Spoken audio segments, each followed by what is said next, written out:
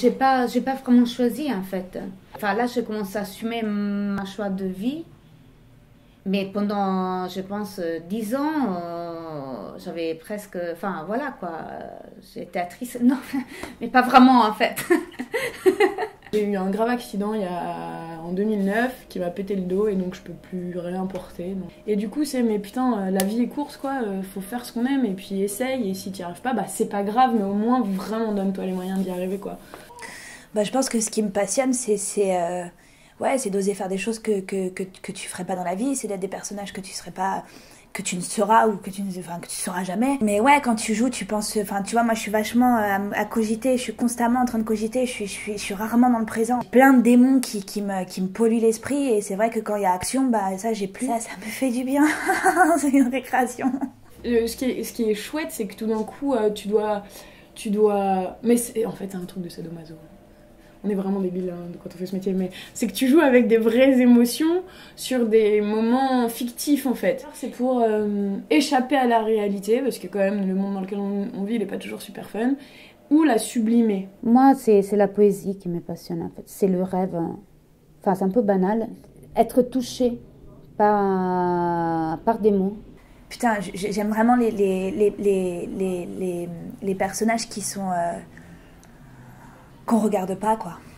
Qu'on regarde pas ou qu'on ne veut pas regarder ou qu'on a peur de regarder ou qui peuvent te mettre mal à l'aise. C'est quelque chose que tu mets toujours devant un miroir face à tes fragilités, à ton côté sombre en fait, qu'il faut apprendre à gérer, enfin à accepter et à gérer aussi. Jouer, la comédie, finalement c'est vraiment peu de notre boulot. Faut vraiment, tu vois, on passe du temps à être sur internet, à rechercher qui fait quoi, les contacter, envoyer 10 000 trucs, faire une bande démo. De base, la concurrence et le fait que tu croises quelqu'un dans la rue, il fait le même métier que toi, quoi. Enfin, t'as l'impression qu'on est entouré de comédiens et de photographes et de musiciens. Donc ça, c'est quand même assez...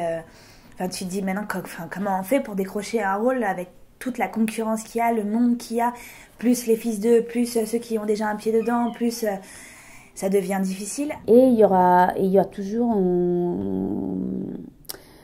un regard sur les autres, en fait, qui travaillent, et tu as l'impression qu'ils les autres travaillent plus, qu'ils sont mieux que toi.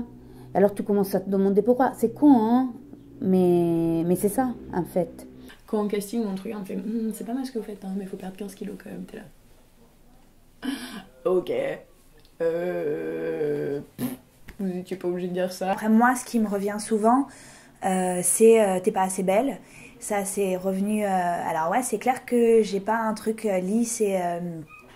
c'est clair que je dégage, je pense un truc, quand je dis fort, c'est pas assez, je suis pas du tout dans la prétention de dire fort, mais oui, je pense que je dégage quelque chose de fort et ça fait un peu peur. En fait, il faut en faire une force, mais tu te prends, en fait, tu te prends plein de pics dans la gueule dans ce métier et souvent on te rappelle pas ou on dit rien et tout. Et en fait, il faut passer outre. Ce métier, ça peut être vraiment un métier de merde, hyper frustrant si tu n'arrives pas à te créer quelque chose autour qui te laisse effectivement la possibilité de choisir. Et mon accident m'a apporté beaucoup en fait finalement parce que ça m'a apporté des failles quelque part que j'étais pas forcément prête à... Enfin on a tous des failles mais des fois t'es pas prêt à les montrer ou je sais pas quoi donc là avec le temps je crois que je suis plus prête à montrer ce genre de trucs et montrer que finalement je suis pas non plus... tout le temps rigolote, pump it up et que voilà. Moi j'aime bien l'évolution de ce métier aussi. Je pense que je vais passer à la mise en scène et à la réalisation. Le métier d'actrice a des limites énormes, hein, qui était en train d'attendre quelqu'un qui t'ait choisi. Et là j'ai pas le temps d'attendre en fait. Enfin j'ai trop envie de faire de trucs. Du coup tant qu'à faire, j'ai fait moi-même. Je vais plus me torturer l'esprit pour ce métier quoi. Enfin tu vois...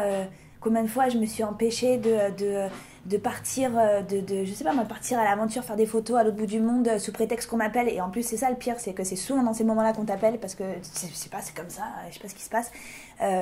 Mais ça y est, j'en ai plus rien à foutre. Je vais pas m'empêcher de vivre pour ce métier non plus, quoi. Qu'on me fasse confiance et d'incarner un rôle qui a de la matière, quoi, qui a de la chair, qui a des tripes, que j'ai envie d'être transcendée quand je vais au cinéma et j'aimerais transcender les spectateurs si j'y suis, quoi. Moi, je kifferais ouais, monter les marches à Cannes, bah ouais, tu mets mon prénom et tout. Enfin, tu vois, ouais, c'est un vrai rêve, mais c'est un rêve que j'ai depuis hyper longtemps et je m'étais dit, le jour où j'ai, tu vois, t'as vu, je vais pas dire si j'ai, je vais dire le jour où je suis dans un film en compétition à Cannes, il y aura ma petite sœur avec moi sur les marches et elle aura une putain de robe elle aussi. Moi, j'ai un rêve, c'est d'aller dans la forêt et de vivre avec les singes, quoi. Mais vraiment, pour le coup. Je pense qu'à un moment donné, j'irai quand même à Bornéo essayer de sauver les orang-outans. À un moment donné.